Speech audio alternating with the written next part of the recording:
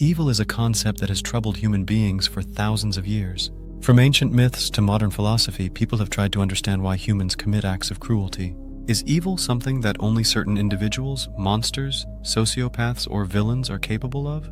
Or is it something that can emerge in ordinary people under certain conditions? One of the most unsettling ideas about evil comes from the work of Hannah Arendt, a German Jewish philosopher who closely observed the trial of Adolf Eichmann, a high-ranking Nazi officer responsible for organizing the deportation of millions of Jews to concentration camps.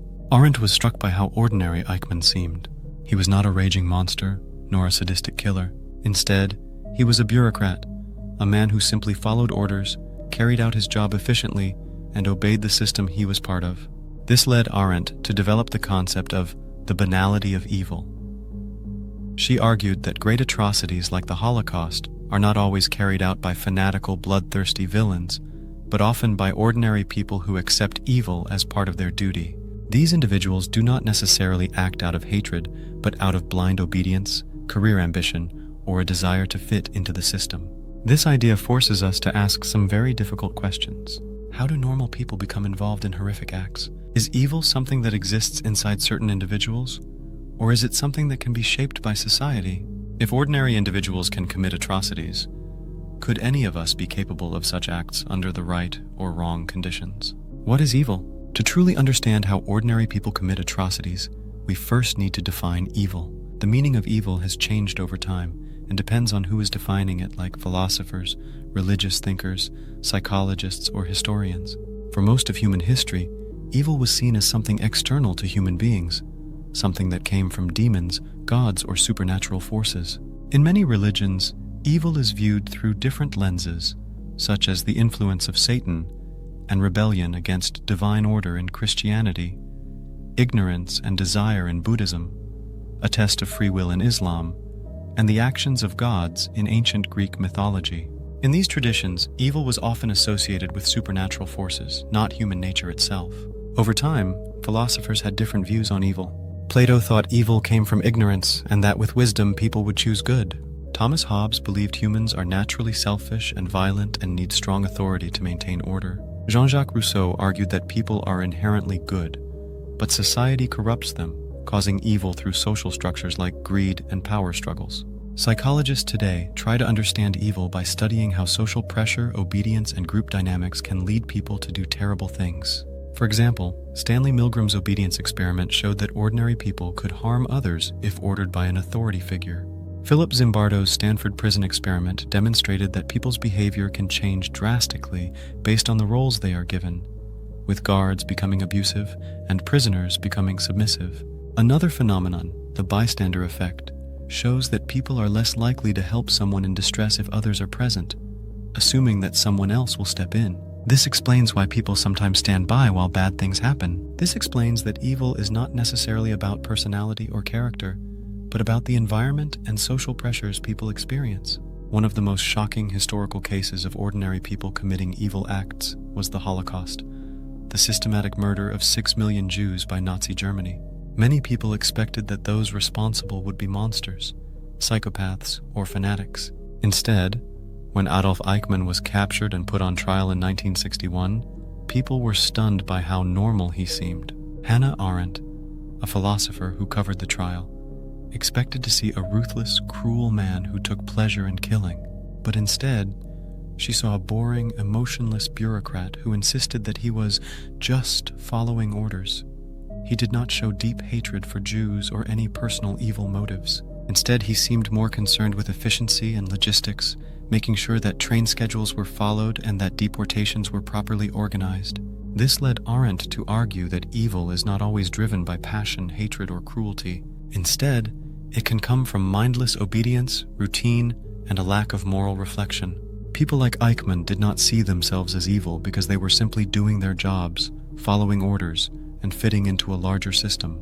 This idea was terrifying because it suggested that anyone, not just criminals or psychopaths, could participate in evil if they were in the right system. The Holocaust was not carried out by a small group of monsters, but by thousands of ordinary people who played their small roles in a deadly machine.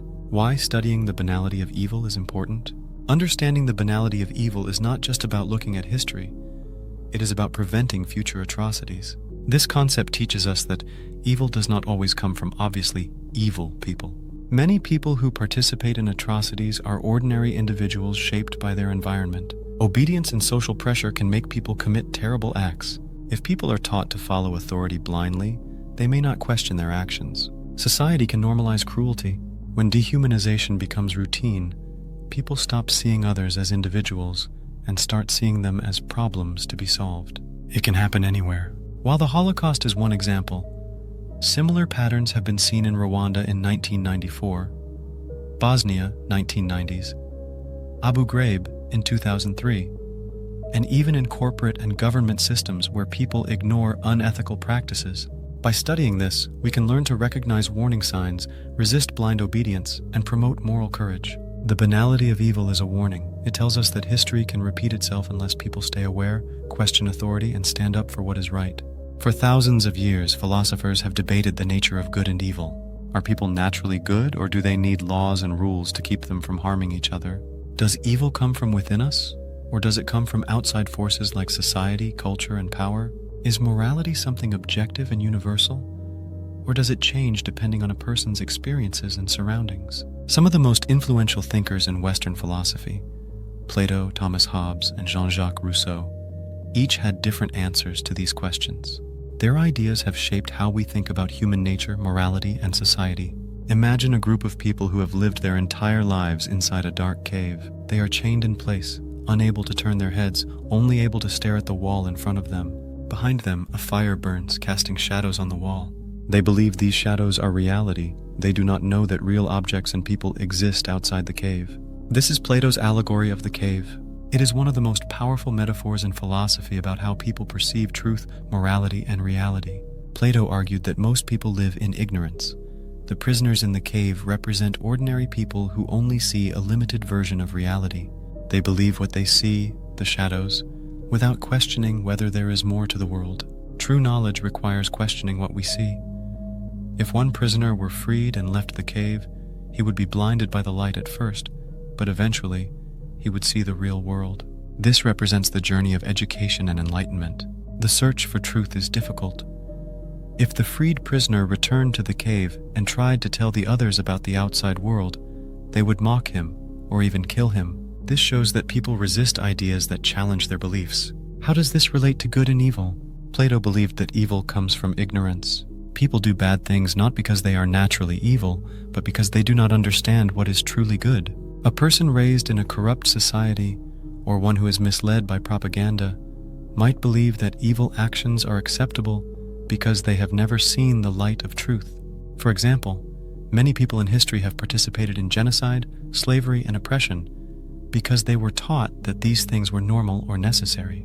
If they had education, wisdom, and reflection, they might have seen the truth and rejected evil. Plato's idea suggests that the way people are raised and educated determines their sense of morality.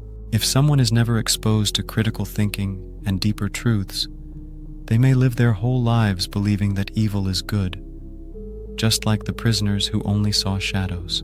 In contrast to Plato, Thomas Hobbes had a very pessimistic view of human nature. He believed that people are not naturally good, but rather selfish, violent, and power-hungry. In his book, Leviathan, he introduced the idea of the state of nature. This was his way of imagining what life would be like if there were no government, laws, or rules. Hobbes argued that in a world without laws, people would compete for resources, fighting over food, land, and power. There would be no security, as anyone could kill or steal without punishment. Mistrust and fear would dominate society. He famously wrote that in this state, life would be solitary, poor, nasty, brutish, and short. Why do people commit evil acts? According to Hobbes, people are naturally driven by self-interest. This means that if there are no consequences, people will lie, steal, and kill to benefit themselves.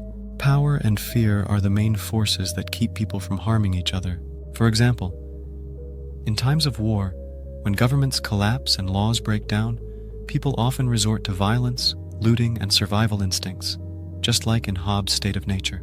Historical events like the Rwandan genocide showed how quickly lawlessness can lead to chaos. Since Hobbes believed that people are naturally selfish, he argued that the only way to create order was through a strong government. He introduced the idea of a social contract where people give up some freedoms, such as the right to steal or kill. In exchange, the government provides protection and stability.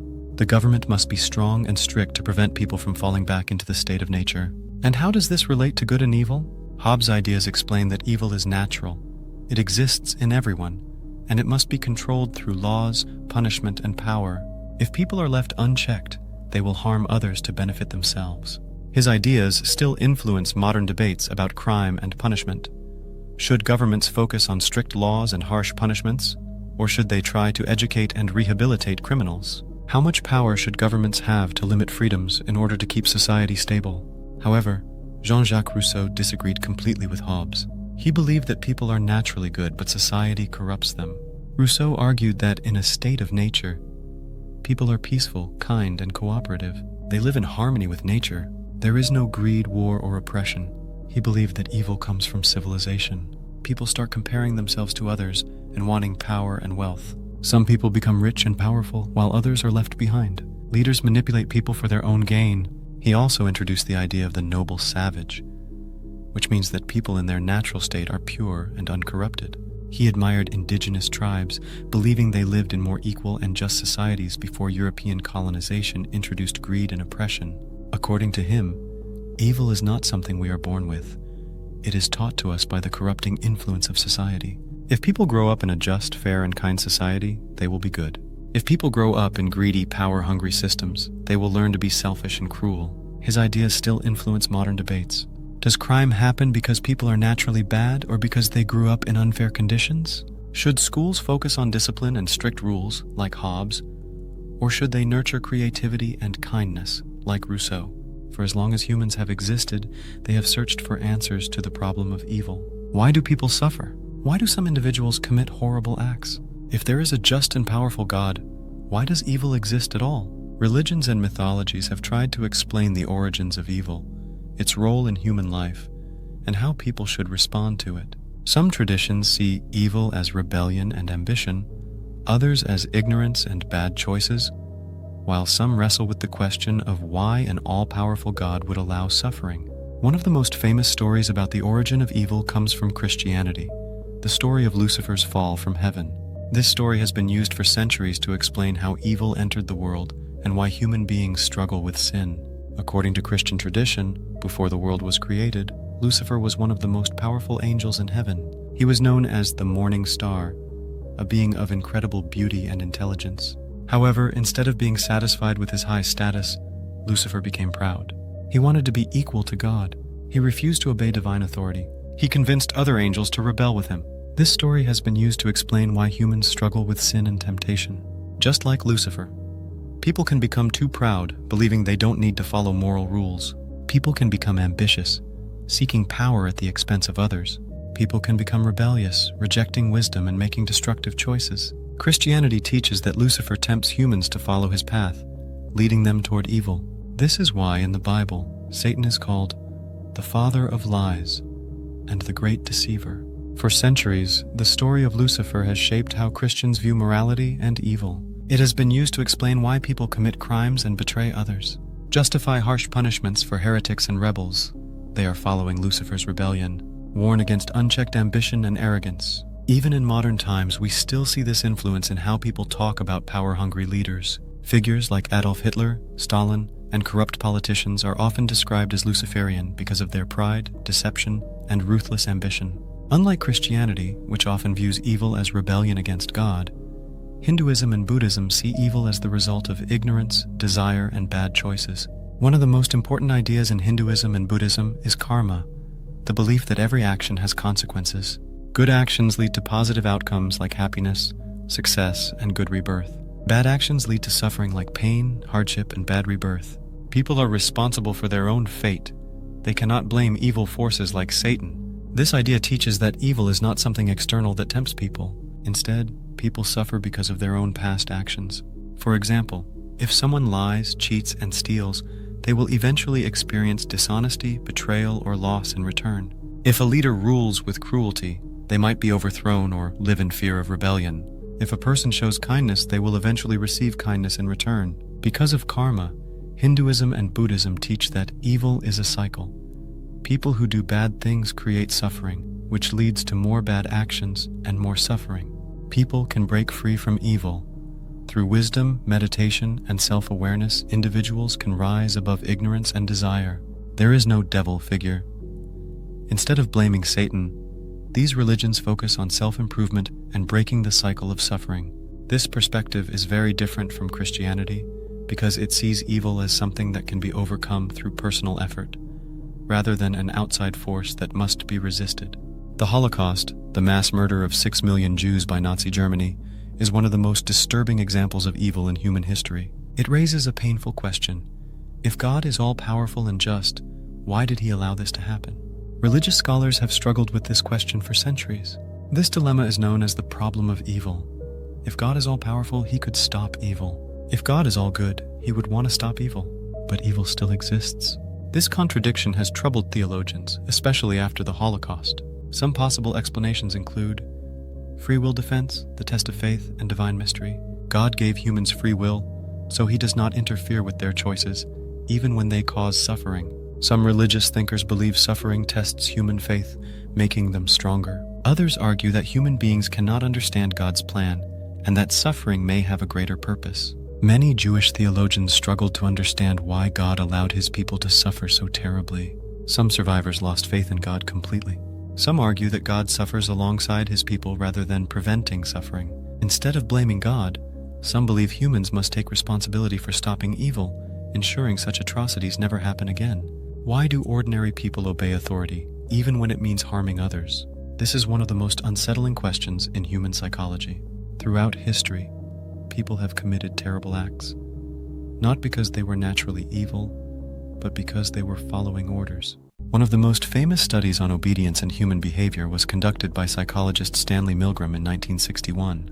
His experiment revealed how ordinary people could be pressured into inflicting pain on others simply because an authority figure told them to do so. Milgram's findings were disturbing because they suggested that anyone, under the right conditions, could participate in cruelty, not out of hatred, but out of obedience. His study helps explain some of history's greatest atrocities, including the Holocaust, war crimes, and acts of violence committed by people who later claimed, "I was just following orders."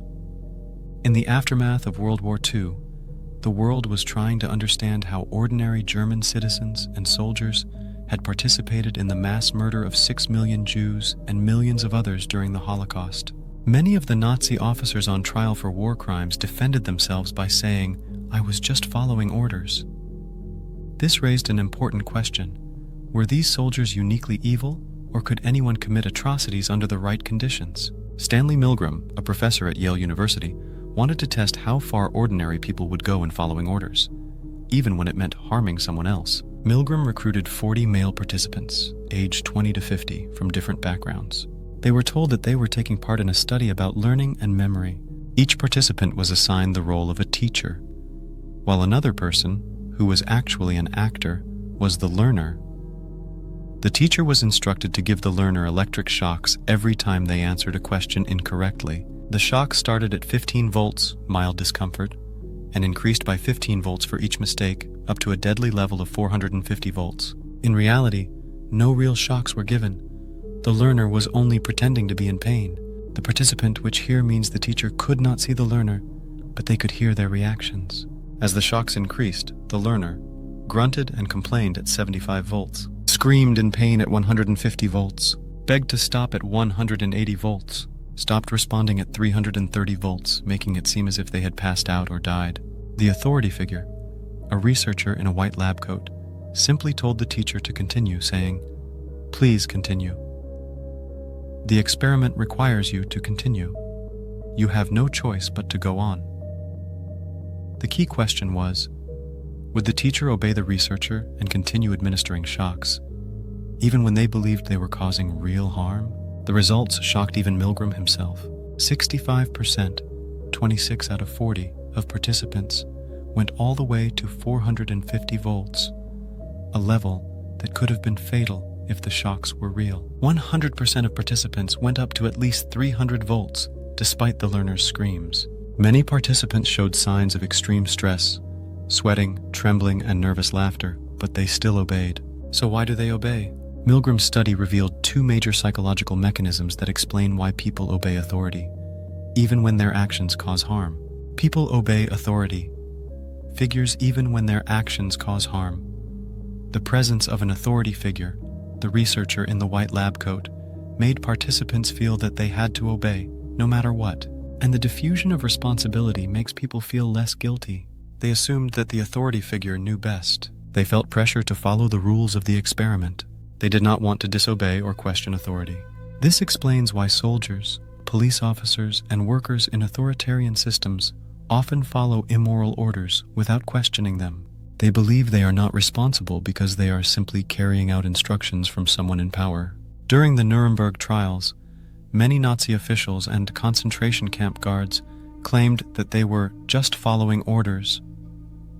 Adolf Eichmann, one of the main architects of the Holocaust, insisted that he was not a monster. He was simply obeying commands from his superiors. Heinrich Himmler, the leader of the SS, told his officers that killing millions of Jews was just a difficult duty that had to be carried out. Milgram's experiment showed that many ordinary people, placed in a system of authority, would obey orders, even if it meant committing horrifying acts. Another reason people obey harmful orders is the diffusion of responsibility.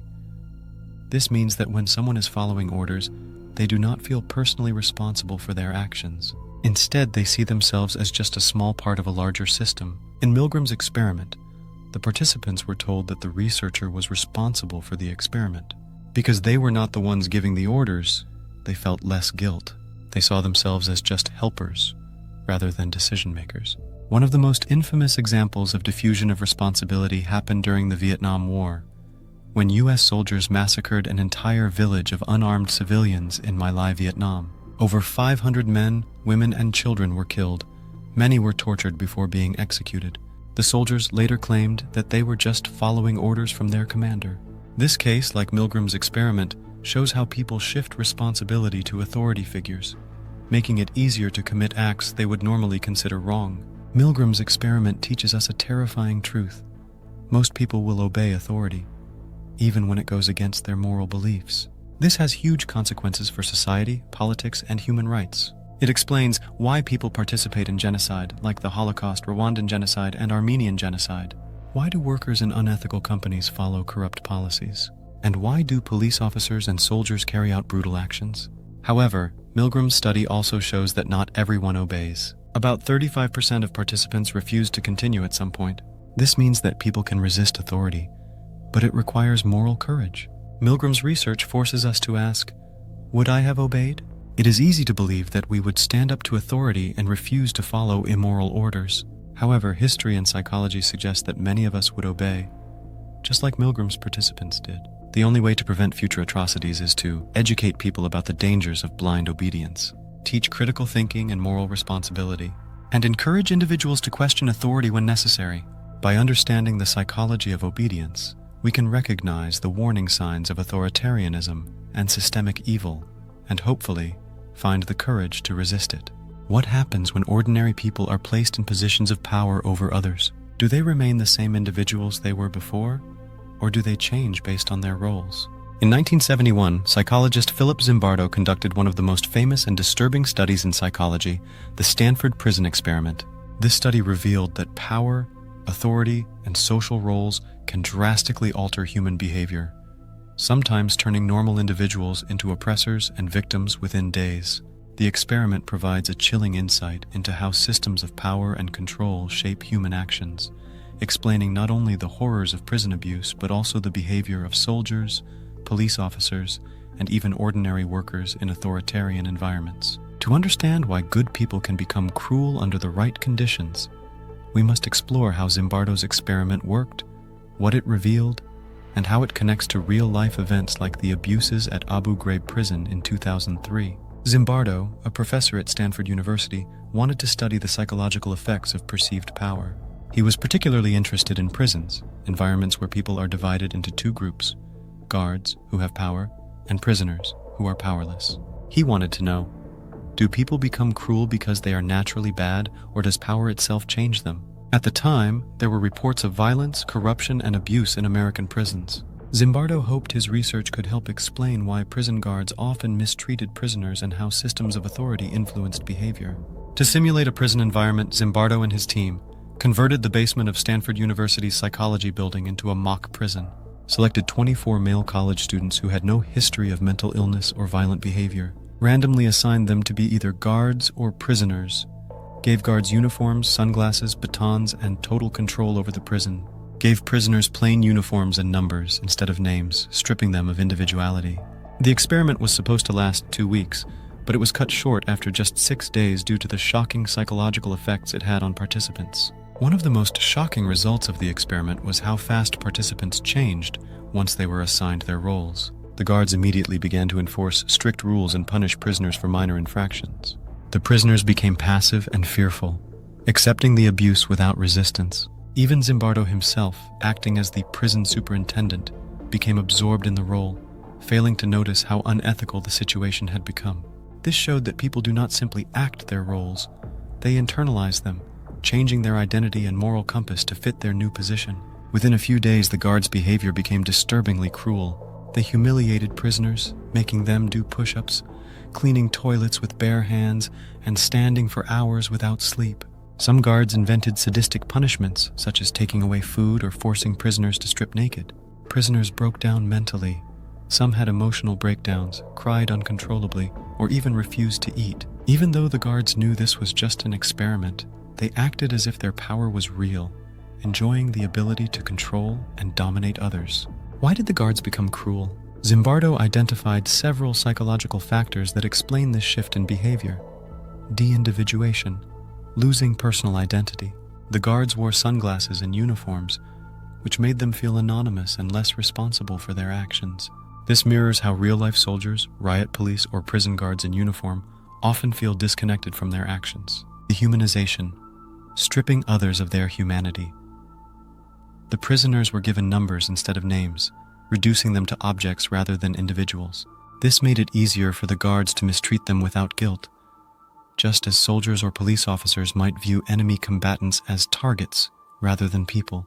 The power of authority. The guards had absolute power, and power corrupts. The absence of oversight allowed them to act without fear of consequences, much like real-life abusive regimes. Why did the prisoners accept the abuse? While the guards became more aggressive, the prisoners became weaker and more obedient. Instead of fighting back, most prisoners accepted their suffering as inevitable. This reflected learned helplessness, a psychological state where people stop resisting abuse because they feel powerless to change their situation. Even when given a chance to leave the experiment, some prisoners refused, as if they had truly become prisoners. This showed that power does not just corrupt the powerful, it also destroys the will of the powerless. One of the most disturbing real-world examples of Zimbardo's findings happened in 2003 at Abu Ghraib, an American military prison in Iraq. U.S. soldiers who were given authority over Iraqi prisoners quickly became abusive, cruel, and sadistic. They forced prisoners into stress positions, stripped them naked, stacked them in human pyramids, and even beat them for fun. Some guards took humiliating photos of prisoners, just as the Stanford guards enjoyed degrading their prisoners. When these abuses were exposed, the soldiers involved claimed they were just following orders, the same excuse used by the Nazis after World War II. This shocking case proved that Zimbardo's experiment was not just about a fake prison. It reflected what happens in real power structures all over the world. Why is this study so important? The Stanford prison experiment teaches us that power changes people.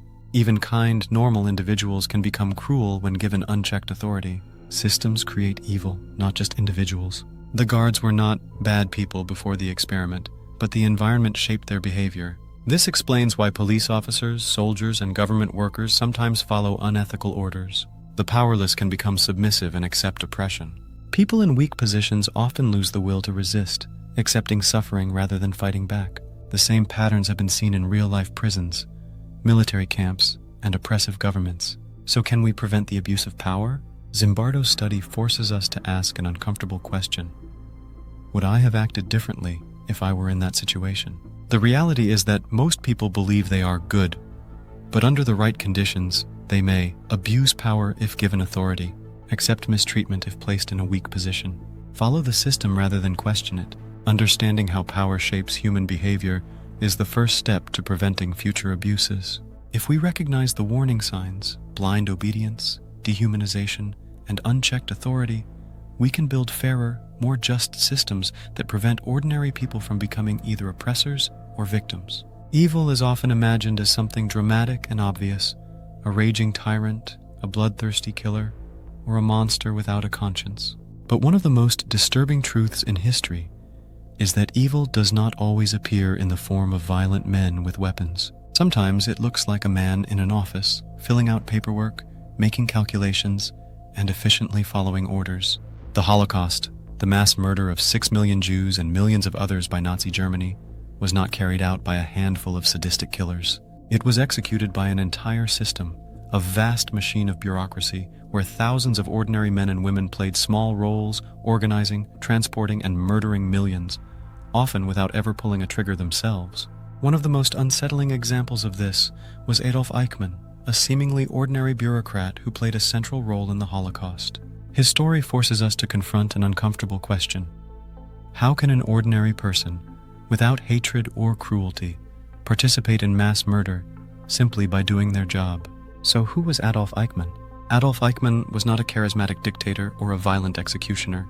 He was a mid-level Nazi official, a career bureaucrat who worked in an office. He never personally killed a single person, yet he was responsible for the transportation of millions of Jews to concentration camps, where they were murdered in gas chambers, starved, or worked to death. His job was to coordinate the trains, make sure the deportations were organized efficiently, and ensure that everything ran on schedule. Eichmann was not a man consumed by racial hatred or personal cruelty. Instead, he was a loyal worker, dedicated to following orders and advancing his career. He did not question what he was doing, because he saw himself as a small part of a larger system. In 1960, Eichmann was captured in Argentina and put on trial in Israel for crimes against humanity. Many expected to see a monster, a man who showed no remorse for his actions. Instead, they saw a boring, ordinary bureaucrat. He spoke in cliches, using bureaucratic language instead of emotional words. He insisted he had no personal hatred for Jews. He was simply following orders. He claimed he was not responsible because he had not directly killed anyone. This deeply disturbed the philosopher Hannah Arendt, who attended the trial. She expected to see evil in its most obvious form, a sadistic murderer or a fanatic. Instead, she saw a dull, obedient worker who took pride in his efficiency. This led her to develop the concept of the banality of evil. The idea that great crimes are often committed not by monsters, but by ordinary people who follow orders without thinking, who lose their moral judgment in the routine of their jobs.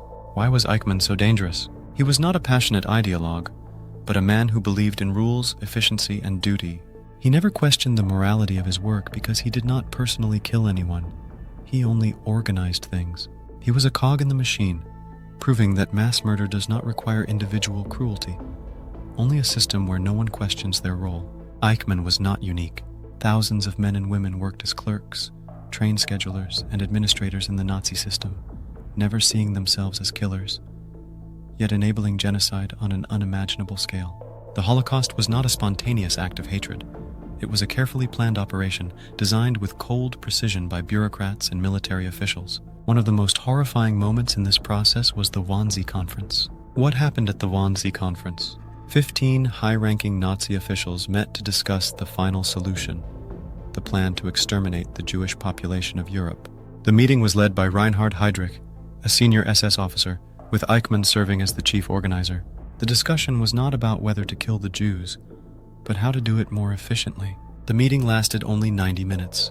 In that short time, these men calmly discussed how to transport millions of Jews to extermination camps, how to determine which Jews should be killed immediately and which should be worked to death, how to ensure that the genocide was carried out in secret.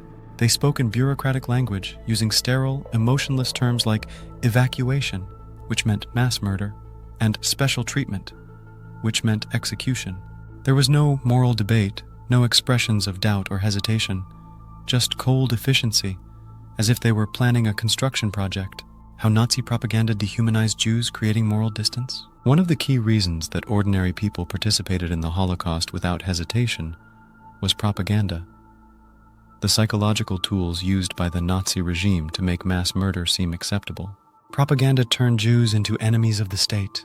The Nazis used films, posters, newspapers, and speeches to portray Jews as dangerous criminals who threatened Germany, greedy parasites who controlled wealth and power, less than human, comparing them to rats or insects. This created moral distance, making it easier for ordinary Germans to accept their persecution. Jews were forced to wear yellow stars, marking them as outsiders. Jewish businesses were boycotted and destroyed. Jews were described as subhuman in official government documents. Once people saw Jews as less than human, it became easier to justify removing them from society. Over time, constant exposure to propaganda normalized hatred. Many people believed they were simply protecting Germany by supporting Nazi policies. Ordinary citizens stopped questioning orders, accepting mass deportations and executions as necessary. This is how an entire bureaucratic system was able to carry out genocide without large-scale resistance, because people had been trained step by step to see it as a normal part of life. Evil does not always come in the form of hatred. Sometimes it comes in the form of efficiency. The Holocaust was not committed by a single villain, but by a vast system of bureaucrats, officers, and clerks, most of whom did not see themselves as murderers. They followed orders, processed paperwork, and ensured that the trains ran on time, never stopping to ask whether what they were doing was wrong. This is the terrifying reality of bureaucratic evil. It turns ordinary people into accomplices. It removes individual responsibility by spreading guilt across an entire system. It shows that the greatest crimes in history can happen not in moments of rage, but in quiet offices, in legal documents, and in the indifference of those who just do their jobs. The lesson of history is clear. Question authority, recognize propaganda, and never accept dehumanization. Because when evil becomes a routine part of the system, it is no longer recognized as evil at all. The 1994 Rwandan genocide is one of the most haunting examples of how an entire population can be manipulated into committing unimaginable violence. In just 100 days, an estimated 800,000 to 1 million Tutsis and moderate Hutus were brutally murdered by their fellow citizens. The killings were not carried out by a professional army or a trained militia, but by ordinary Rwandans, neighbors who, days before, had lived peacefully alongside those they would soon slaughter. How did this happen? The roots of the Rwandan genocide go back decades before the killings began. The division between Hutus and Tutsis was not simply a result of tribal hatred. It was a system of social classification reinforced by colonial rule. Before European colonization, Hutus and Tutsis were not fixed racial groups. Hutus were traditionally farmers. Tutsis were cattle herders. People could change their identity. A poor Tutsi could become Hutu, and a wealthy Hutu could become Tutsi. There was some social hierarchy, but it was not purely based on ethnicity. When Belgium took control of Rwanda, they introduced racial classification based on European pseudoscientific ideas. They favored Tutsis, seeing them as more intelligent and refined than Hutus. Tutsis were given better jobs, education, and leadership positions. Hutus were treated as inferior peasants. The Belgians even issued ethnic ID cards, turning fluid social roles into rigid racial identities. By the 1950s, resentment had built up among the majority Hutus, who made up about 85% of the population. When Rwanda gained independence in 1962, the Hutus overthrew the Tutsi monarchy and took control of the government. Thousands of Tutsis were massacred in the 1960s. Many fled to neighboring countries, forming the Rwandan Patriotic Front, RPF, a Tutsi-led rebel group. By the early 1990s, tensions exploded into civil war between the Hutu-led government and the RPF. This historical cycle of violence created deep-seated fear and resentment, a foundation that would be used to justify genocide in 1994. Mass murder does not happen overnight. It requires a psychological shift, where one group of people stops seeing another as human. This process is called dehumanization, and it played a critical role in the Rwandan genocide. One of the most chilling aspects of the genocide was how deeply propaganda infiltrated everyday life. Radio television Libre des Mille Collines was a Hutu-run radio station that spread anti-Tutsi propaganda 24/7. It referred to Tutsis as cockroaches, making them seem like pests that needed to be exterminated. It claimed that Tutsis were planning to take over Rwanda and kill Hutus, fueling fear and paranoia. It gave direct orders for killing, broadcasting the names, addresses, and hiding places of Tutsis so that Hutu militias could find and murder them. This was not just hate speech, it was psychological warfare. When a group is constantly compared to vermin or insects, it becomes easier to justify violence against them. The government distributed hate-filled newspapers blaming Tutsis for Rwanda's problems. Songs and slogans encouraged people to clear the bush, a euphemism for killing Tutsis. Teachers and community leaders spread anti-Tutsi ideology in schools and churches. This constant messaging normalized violence. By April 1994, when the genocide began, killing Tutsis felt like a patriotic duty to many Hutus. One of the most terrifying aspects of the Rwandan genocide was how ordinary people, neighbors, co-workers, and even friends, became killers. Was this evil always inside them? Many assume that only monsters can commit genocide, but research shows that most people who participate in mass killings are not inherently violent. Instead, they are shaped by fear of being killed themselves, group pressure, and social obligation. Dehumanization makes killing easier. When Tutsis were constantly described as cockroaches, it removed empathy from the equation. This is a psychological trick used in all genocides and war crimes.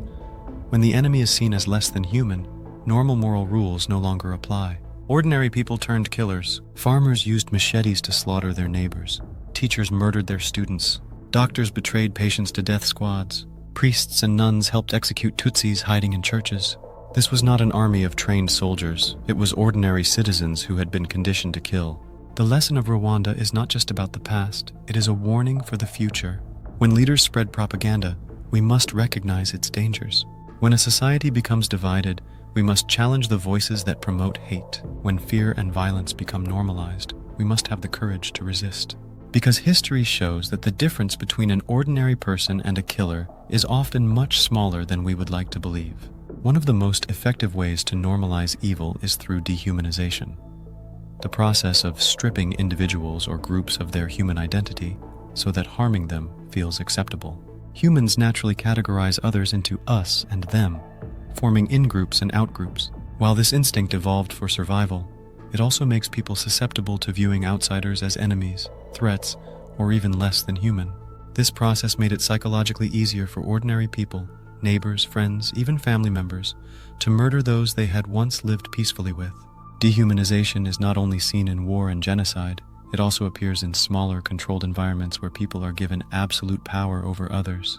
Philip Zimbardo's Stanford prison experiment showed how quickly people adapt to the roles of oppressor and oppressed. This experiment revealed a terrifying truth. When people see others as subhuman or beneath them, they stop feeling empathy. When people are stripped of their identity, they begin to believe they deserve mistreatment. For evil to become widespread, people must be convinced that cruelty is necessary or even good. Propaganda is a tool of mass persuasion, used to spread lies, exaggerations, and stereotypes to justify oppression, discrimination, or violence.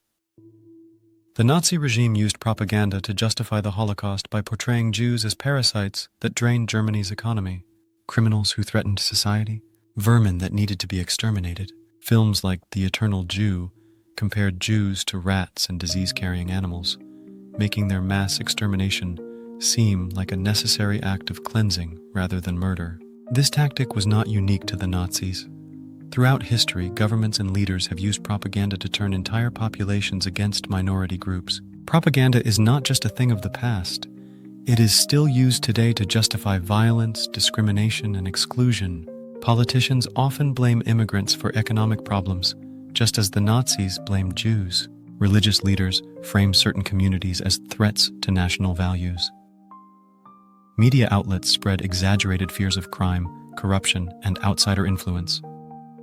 This kind of rhetoric fuels racism, xenophobia, and violence. It convinces ordinary people that harming others is not only acceptable but necessary for survival. Another way social structures normalize evil is by promoting the just world fallacy, the belief that people get what they deserve.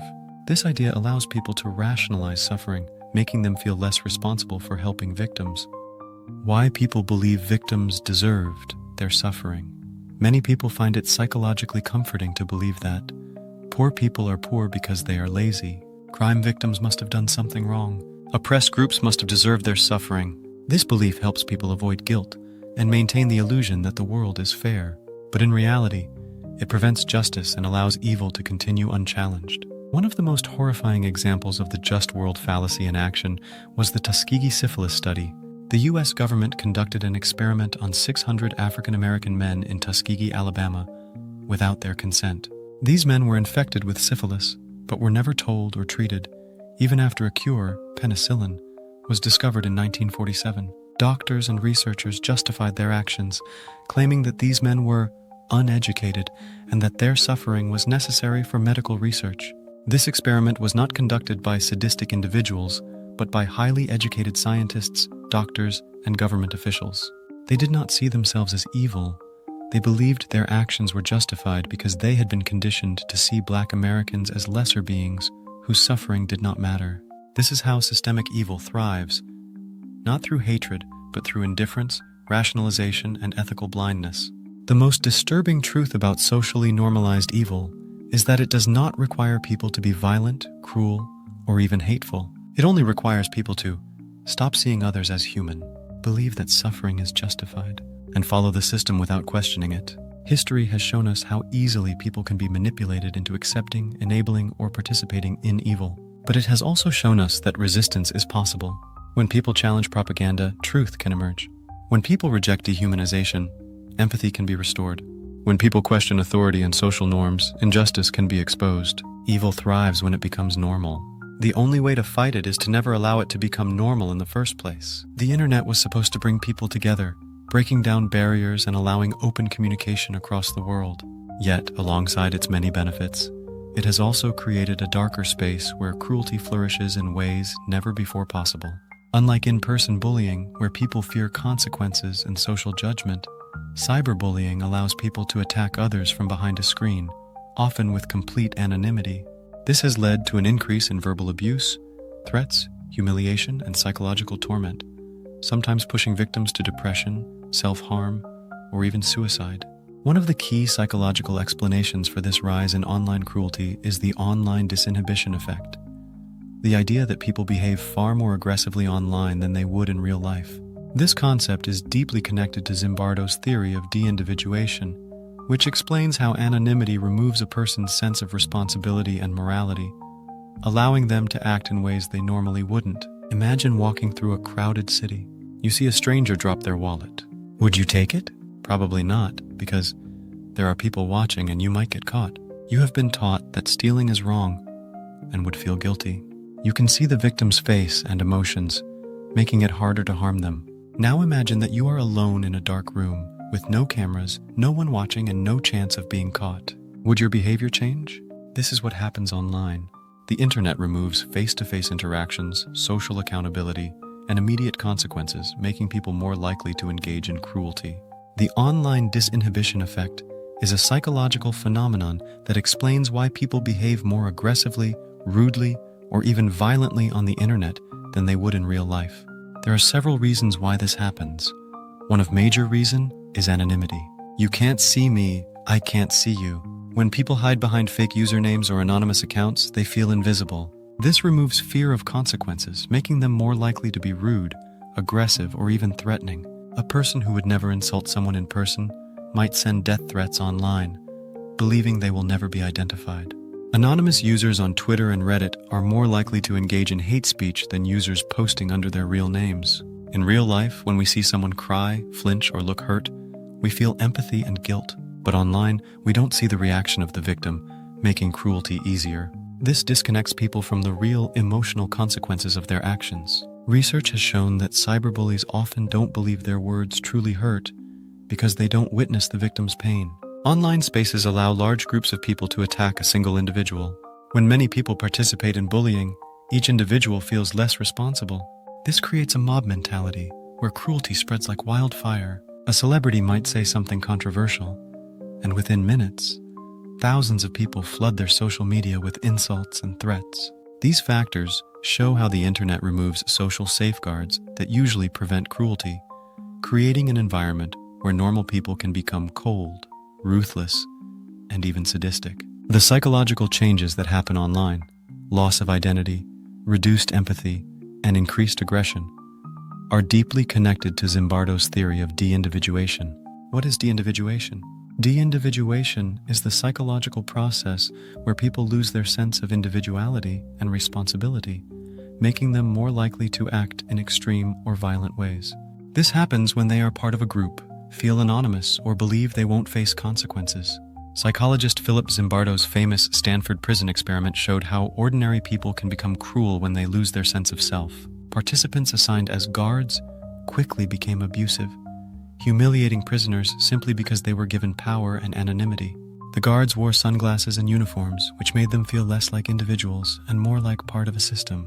The more they lost their identity, the more extreme their behavior became. The same thing happens in online spaces. When users hide behind anonymous profiles, they feel less like themselves and more like part of an online mob. They lose their individual moral compass and follow the crowd.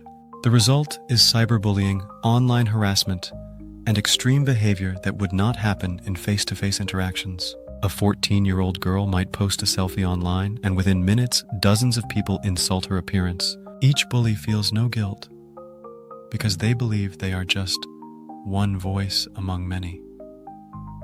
The collective cruelty becomes far greater than what any individual might have done alone. To reduce online cruelty, we must encourage accountability.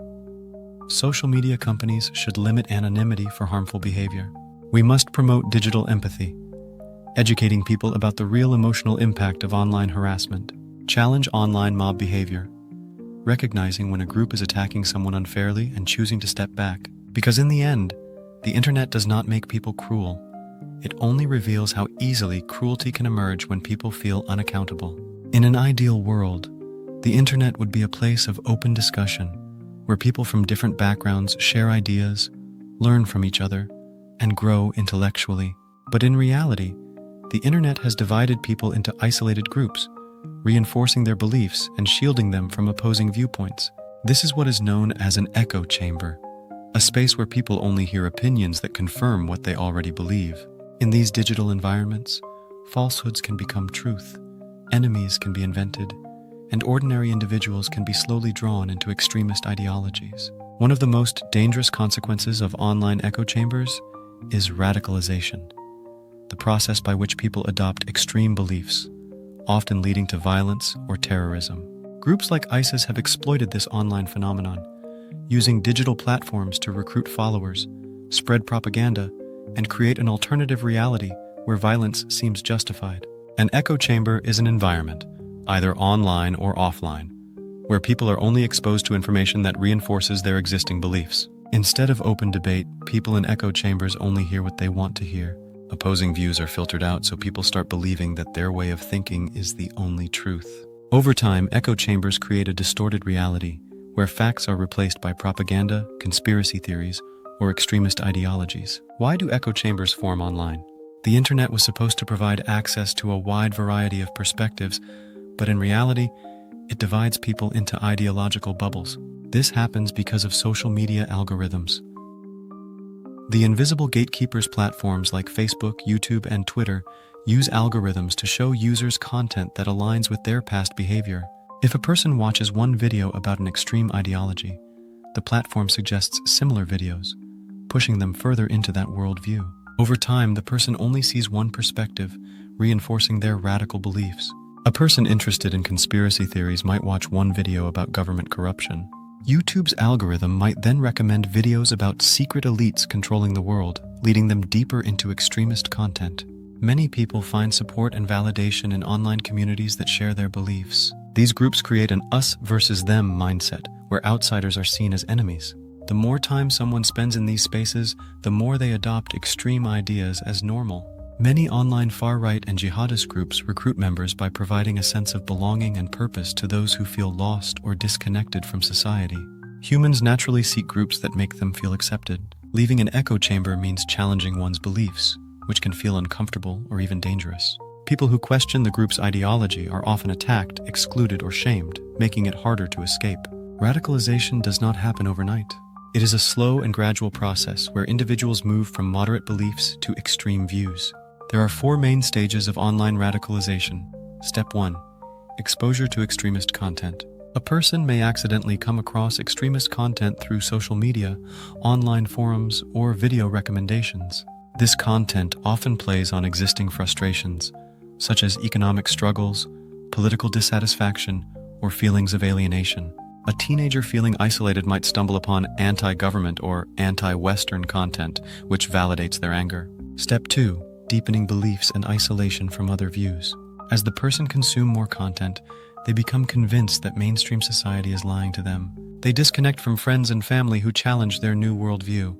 They start engaging in online discussions with other like-minded individuals, reinforcing their beliefs. Many recruits of extremist groups are told that news media and governments cannot be trusted, isolating them from reality. Step 3. Group identity and us versus them mentality. The individual starts to see themselves as part of a larger cause. They adopt a strong us versus them mindset, where outsiders, governments, religious groups, or ethnic minorities are viewed as enemies.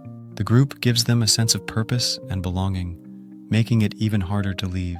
Radical online forums convince people that they are warriors fighting against oppression. Step 4. Justification for violence. The final stage of radicalization is when violence is seen as necessary and justified. The individual may be encouraged to carry out attacks, recruit others, or spread extremist propaganda. Many terrorist attacks in recent years have been carried out by individuals radicalized entirely online. One of the most well-documented cases of online radicalization is the recruitment strategies used by ISIS, Islamic State of Iraq and Syria. So how ISIS used the internet to recruit fighters? ISIS did not rely on traditional recruitment methods. Instead, it mastered the use of social media, encrypted messaging apps, and online propaganda to radicalize and recruit people worldwide. ISIS produced Hollywood-style videos showcasing their fighters as heroes, appealing to young recruits. These videos were shared widely on Twitter, YouTube, and Telegram. ISIS recruiters would privately message individuals who showed interest in their content. They would build personal relationships, offering guidance, friendship, and purpose. This method was especially effective on lonely or disillusioned individuals. Recruiters targeted young men and women who felt alienated from society. They offered a sense of belonging, convincing recruits that joining ISIS would give their lives meaning. Between 2014 and 2017, thousands of people from Europe, the US, and other regions left their homes to join ISIS in Syria and Iraq. Many were recruited entirely through the internet. Teenagers and young adults were radicalized online and encouraged to carry out terrorist attacks in their home countries. Some became suicide bombers, believing they were fulfilling a higher purpose.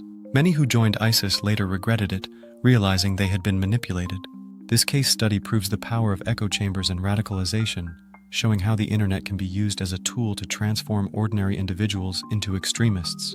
Echo chambers and online radicalization grow in places where people are isolated, scared, and misinformed.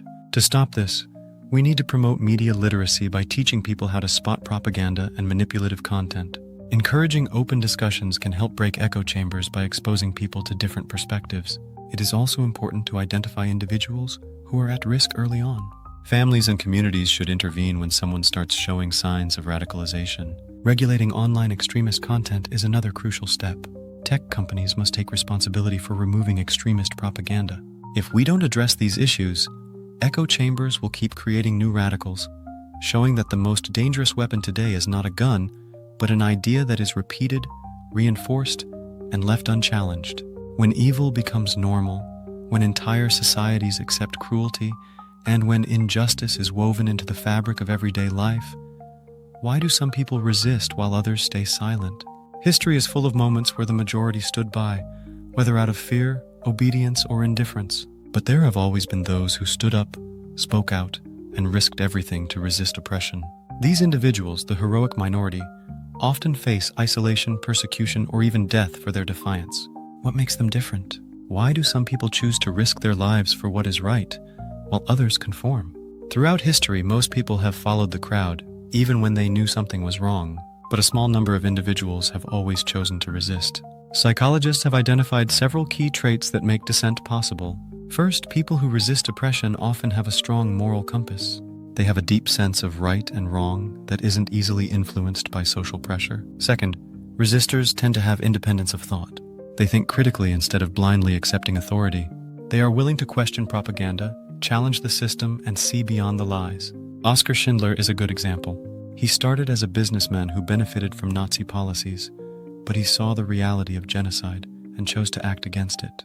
Third, the ability to overcome fear is crucial. Fear is the main reason many people stay silent in the face of evil. Resistors do experience fear, but they act despite it. Many describe a moment when they realized they could not remain silent anymore. These psychological traits help us understand why some people resist while others conform. But to truly grasp it, we need to look at real-life examples of those who risked everything to fight injustice. During World War II, millions of Germans either supported or silently accepted Hitler's dictatorship. Dissent was extremely dangerous. Those who opposed the Nazis risked imprisonment, torture, and execution. Yet, in the midst of this oppressive system, a small group of young university students chose to resist. They did not have weapons. They did not hold political power, but they had the courage to speak out. This was the White Rose movement, one of the most inspiring examples of moral resistance in modern history. The White Rose was a non-violent resistance group founded by students at the University of Munich in 1942. The most famous members were Sophie Scholl, a 21-year-old philosophy student with a deep sense of justice. Her brother Hans Scholl, a 24-year-old medical student and former Hitler Youth member who became disillusioned with Nazi ideology, and Christoph Probst, a 22-year-old fellow student and father of three.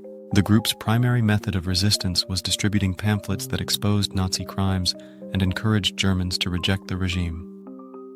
Between 1942 and 1943, the White Rose produced and distributed 6 pamphlets that condemned the mass murder of Jews in concentration camps, the destruction of freedom and truth in Germany, and the moral duty of every German to resist Hitler's rule.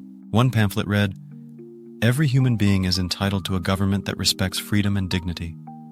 The Nazi regime is built on lies, violence, and the systematic destruction of innocent lives. We must resist." The students printed thousands of copies, leaving them in mailboxes, train stations, and university buildings. On February 18, 1943, while distributing pamphlets at the University of Munich, Sophie and Hans Scholl were caught by the Gestapo. They were immediately arrested, interrogated, and sentenced to death. As she faced execution by guillotine, Sophie Scholl's last words were, "What does my death matter if through us, thousands of people are awakened and stirred to action?" At just 21 years old, Sophie Scholl became a symbol of moral courage. Though she died, her actions inspired future generations to question authority and stand up against oppression. Oskar Schindler was different from the activists of the White Rose movement. He was a businessman, a member of the Nazi Party, and initially sought to profit from the war. But surrounded by a system that encouraged cruelty, he chose to save lives instead. Schindler was a German industrialist who ran a factory in occupied Poland during World War II. His factory employed Jewish workers, who were at constant risk of deportation and execution. At first, Schindler's goal was purely financial. He wanted cheap labor and war profits. However, as he witnessed the brutal treatment of Jews in Nazi-occupied Poland, something changed in him. Instead of standing by, Schindler used his power and money to protect his Jewish workers. He bribed Nazi officials to prevent his workers from being sent to concentration camps, and created fake job descriptions to convince the Nazis that his workers were essential to the war effort. When his workers were sent to the Auschwitz death camp by mistake, he personally intervened and secured their release. By the end of the war, Schindler had saved over 1,200 Jewish men, women, and children from the Holocaust. Schindler spent his entire fortune on bribes and supplies for his workers. After the war, he was left penniless and relied on donations from Jewish survivors he had saved. Despite his losses, he never regretted his actions. When asked why he did it, he simply said, "I knew the people who worked for me."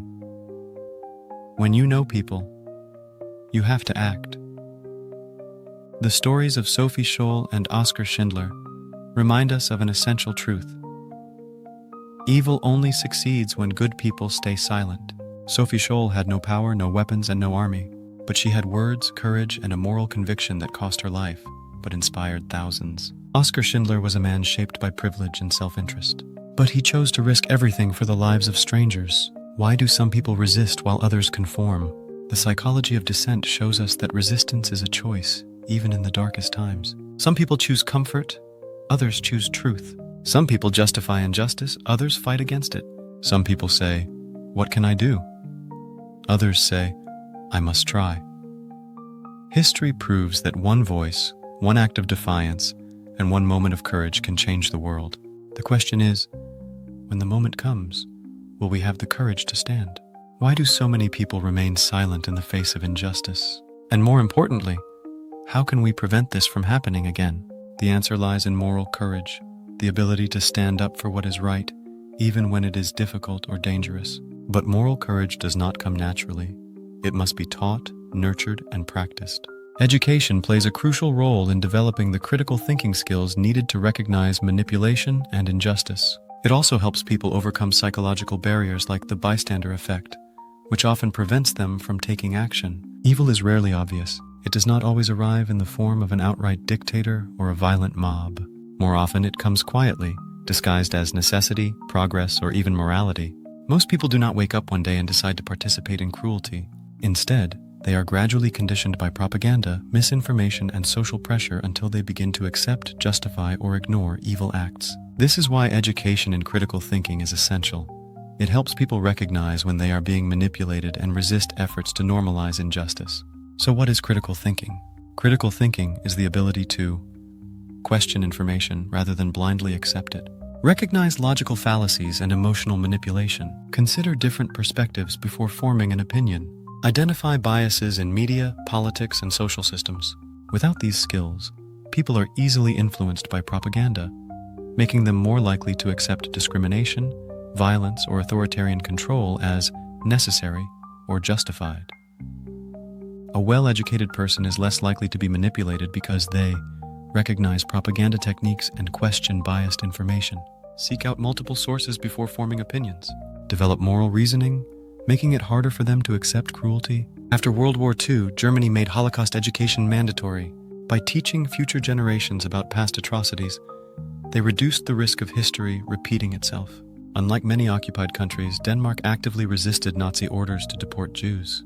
This was partly due to a strong education system that emphasized democracy, ethics, and independent thinking. These examples show that teaching people how to think critically is one of the most powerful ways to prevent injustice. Even when people see injustice, they often do nothing. Why? The bystander effect is a psychological phenomenon where individuals are less likely to help a person in need when others are present. The more people there are, the less likely anyone is to act. Why do people fail to act? When many people witness an event, everyone assumes someone else will help. If a person collapses in a busy street, passers-by may hesitate, thinking, surely someone else will call an ambulance. There is this next thing called the fear of social judgment. People worry about looking foolish, overreacting, or making a mistake. In authoritarian regimes, citizens may fear punishment for speaking out, even if they secretly oppose the government. When something terrible becomes commonplace, people stop seeing it as urgent. Many Germans during the Holocaust did nothing because anti-Jewish laws were introduced gradually, making discrimination feel normal. Despite these psychological barriers, people can overcome the bystander effect, and history shows us how. To resist the bystander effect, one must first take personal responsibility. Instead of assuming others will act, you should say to yourself, if not me, then who? Recognizing the power of one voice is also crucial. Many social movements began with a single person refusing to stay silent. For example, Rosa Parks' refusal to give up her bus seat sparked the civil rights movement in the US. Creating a culture of action is another important step. When people see one person step up, others are more likely to follow. Studies show that when one person helps in an emergency, bystanders are more likely to join in. By taking these steps, individuals can break through the barriers of the bystander effect and make a positive impact. One of the most inspiring examples of breaking the bystander effect is Denmark's response to Nazi orders to deport Jews during World War II. In 1943, the Nazis planned to round up and deport Denmark's 7,200 Jews to concentration camps. Instead of standing by, ordinary Danish citizens, fishermen, and university students mobilized. They secretly ferried over 7,000 Jews to safety in Sweden. The Danes resisted because they had a strong culture of critical thinking and moral education. They refused to accept the Nazi narrative that Jews were outsiders and saw resistance as a personal responsibility, not someone else's job. This case shows that a society that values education and moral courage will produce individuals who stand up for what is right. Evil thrives when people fail to recognize manipulation and when they remain passive bystanders. Education is not just about learning facts. It is about learning how to think, how to question, and how to act. Because in the end, a society that values knowledge and courage will always stand against oppression. Evil does not always arrive with a roar. More often, it seeps in quietly, woven into the fabric of everyday life, disguised as duty, efficiency, or necessity. It is not always committed by fanatics or sociopaths, but by ordinary people following orders, obeying the system, or simply looking away. This is the unsettling truth behind the banality of evil, that the worst crimes in history were not carried out by obvious monsters, but by clerks, soldiers, bureaucrats and citizens who saw themselves as mere cogs in a machine. What allows this to happen? Systems of authority, propaganda, and ideology shape morality, often convincing individuals that cruelty is normal, even righteous. People do not commit evil acts because they believe they are evil. They commit them because they stop thinking critically, stop questioning orders, and stop seeing others as human.